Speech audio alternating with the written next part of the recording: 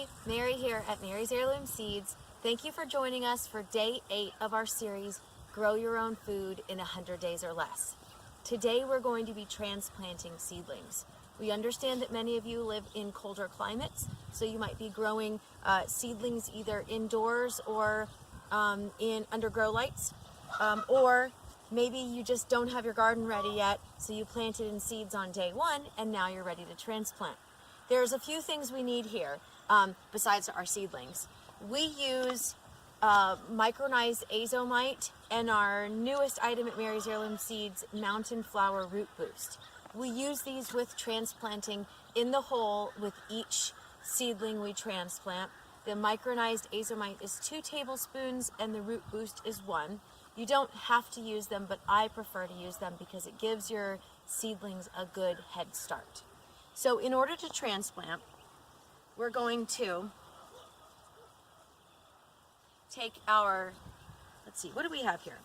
We have Dakota black popcorn, we have yellow scallop bush squash, and we have blue lake bush beans, some of our absolute favorites. These are very easy to grow. They're great for beginners. They're great for seasoned gardeners as well, so you don't have to be an expert to grow these.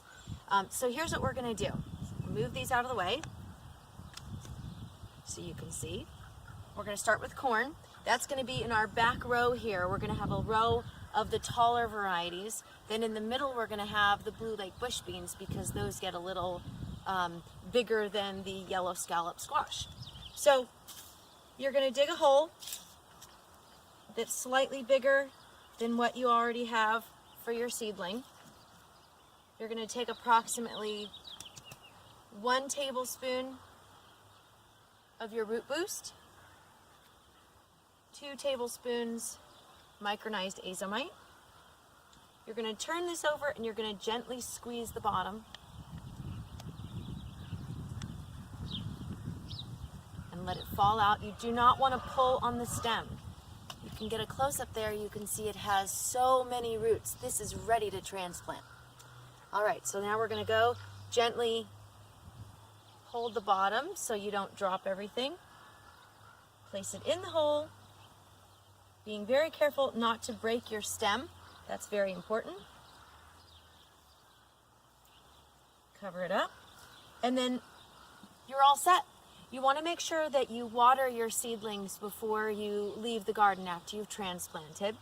We're not going to add any fertilizer to the garden. After this one fertilizing, we're not going to need to do it for another 3 to 4 weeks. These all 3 are heavy feeders, so you're going to need to keep that in mind that we have a full bed of heavy feeders. If you have any questions, please feel free to email us at mary@marysheirloomseeds.com, and we'll be back when we've finished our garden bed. Happy planting! Here it is, day 8 of our series, Grow Your Own Food in 100 Days or Less. We have transplanted our garden here. You'll see in the back you have tall rows of corn, and then closer to us we have the blue lake bush bean, and then in the front we have yellow scallop squash.